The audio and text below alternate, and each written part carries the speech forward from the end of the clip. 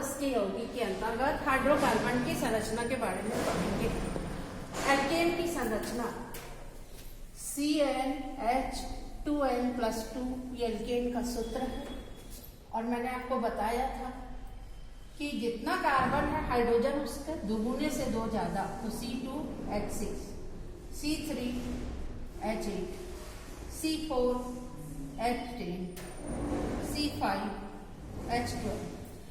Exam में आता है कि एल्केन के प्रथम 4 यौगिकों के नाम, सूत्र और संरचना।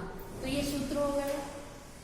नाम क्या है इसका? मेथेन। एक कार्बन को meth plus ane methane. 2 carbon है एथेन।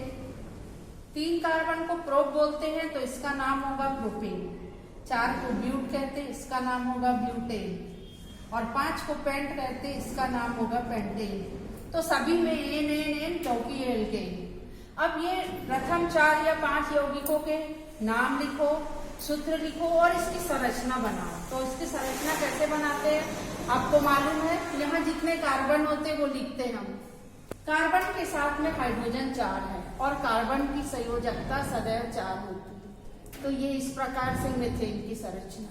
अब हम बनाएंगे एथेन की संरचना। यहाँ 2 कार्बन है तो हम सबसे पहले 2 कार्बन लिखेंगे। कार्बन में से 2 कार्बन में 6 हाइड्रोजन जुड़े हैं तो 1 2 3 4 5 6 और ये हो गई आपके एथेन की संरचना।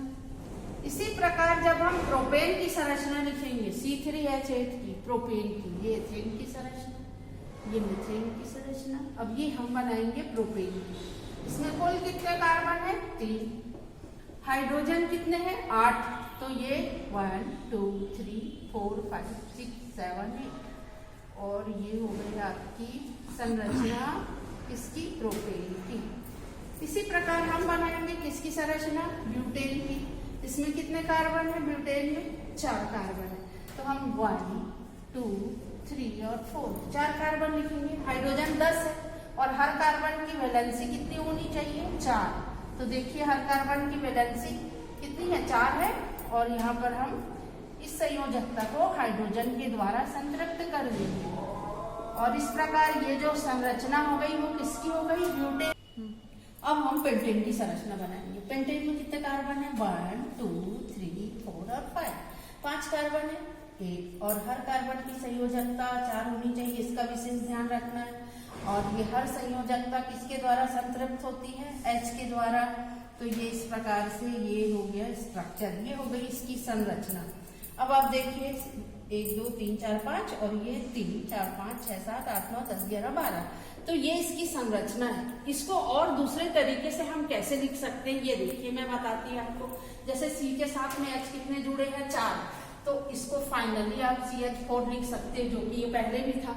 लेकिन इसको देखिए आप यहाँ पर C2 और H6 है, इसको कैसे लिख सकते हो? तो सबसे पहले कार्बन पे जाओ और पहले कार्बन को लिखो C।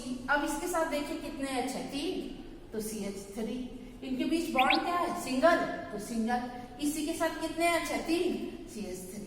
तो इस प्रकार आपने क्या देखा कि आप एथेन को C2H6 को ऐसे भी लिख सकते हैं CH3 single bond CH3 1 2 carbon हो गए और हाइड्रोजन 3 और 3 6 हो गया।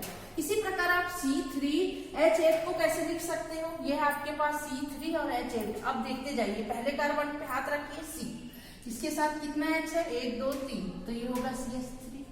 दूसरे कार्बन के पास कितने H है? ऊपर 1 नीचे 2 तो ये हो गया CH2।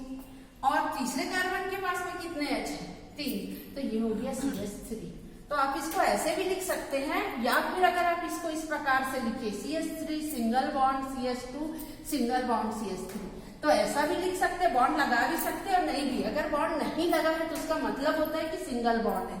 इसको आप कैसे लिखेंगे? देखिए C के साथ में H 3 है पहले नंबर पे और दूसरे पे CH2 है और तीसरे पे CH2 और चौथे पे CH3 है। तो इससे एक बात तो आपको समझ में आ गई क्या कि पहला और आखिरी CH3 होता है हमेशा, पहला और आखिरी, और जो बीच का होता है वो CH2 होता है। तो हम अगर आपसे पूछे कि बेटा ये C5 को कैसे लिखना है तो चूंकि इसमें कितने कार्बन है? 5 और 5 कार्बन है तो जो पहला होगा वो क्या होगा? CH3। और जो लास्ट का होगा वो क्या होगा, CH3। बचे कितने, 3, तो बीच के 3 क्या होंगे, CH2 CH2 CH2। और इस तरह आप गिनिए 1 2 3 4 5 है, और 3 2 5 6 7 8 9 10 11 12 है। तो ये आपको सूत्र मिल गया। तो हम इस संरचना को इस प्रकार से भी लिख सकते हैं। अगर इसी प्रकार मैं आपको बोल दूं कि बेटा फटाफट बताओ C7 तो H कितना, 7 दूनी 14 15 16, ये सूत्र किसका है, हेप्टेन का। तो आपको इसकी संरचना बनानी है, तो आप फटाफट 1 2 3 4 5 6 और 7। आपको पता है कि मुझे इसकी संयोजकता क्या करनी है, 4 करनी है। आपने इसमें क्या लगा दिया, फटाफट हाइड्रोजन लगा दिया। सारे संयोजकता के ऊपर आपने हाइड्रोजन लगाया, ये हाइड्रोजन लग गया, ये इसकी स्ट्रक्चर बन गया। अब मैं आपको बोलती कि बेटा इसको इस टाइप में लिखो, तो आप देखो 7 में से पहला CH3 होगा और आखिरी, तो शेष बचे कितने, 5। तो आप CH2 CH2 CH2 कितने हो गए, 1 2 3 4 और ये 5, और आखिरी क्या हो गया, CH3। तो कुल मिलाकर इसका सूत्र इसके जैसा हो गया, C7 1 2 3 4 5 6 7, और H कितना है, 16 3 4 5 6 7 8 9 10 11 12 13 14 15 16। तो हम इसका स्ट्रक्चर ऐसे बना सकते हैं। अब आप सीख चुके होंगे कि हम एल्केन की संरचना कैसे बनाते हैं।